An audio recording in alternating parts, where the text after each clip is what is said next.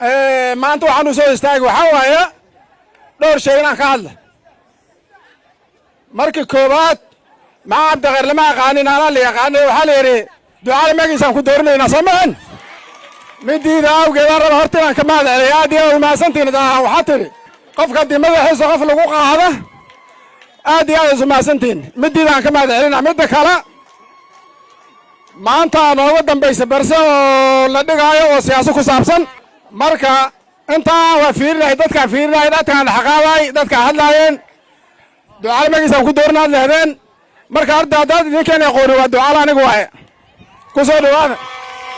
marka idin mahad celiya kabacdi aniga wax weyn ma sheegaayo macnaheedu waxaan u soo istaagay waxay ahayd ninkan waad qaadeen inta meesha maanta joogto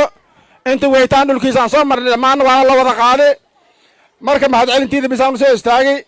wixii kale oo faahfaahin oo ninkan wixii aad sheegay waa runtiis oo qofka haddii la doorto waa inaas wax la imaado haddaas la imaadi waaye waa runtiis waa laga tagaa. aniga inta aad sheegay waan ku qaylinayna anigii odayaasha ayna Nairobi joogo waa daba sawiraynaa xafiisaha waa la gelaynaa waa la soo dadaalaynaa haddaas ilaaha yidhaahda. waxaa kaloon ku daraa saala hoyga jiinkiisa qudaarta laga keena meeshaan lagu gadaa soo maha aniga waxaan rabaa safarkaanay wax MB ku xiran maaha waa ducaalaas leeyihin aan ceel idiin duro oo beer lagu waraabiy.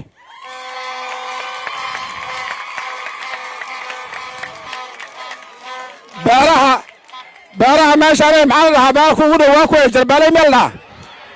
yaa haddaba hagaagsado ceel idiin dura anaa idiin dura ijaabkayda waaye sideeda ku soo dhawaada. shaqo badan noo taalla shaqada noo taalla waxaa waaye hadda kadib kuraa doonitaankeeda waaye faraaqo lisuma haaye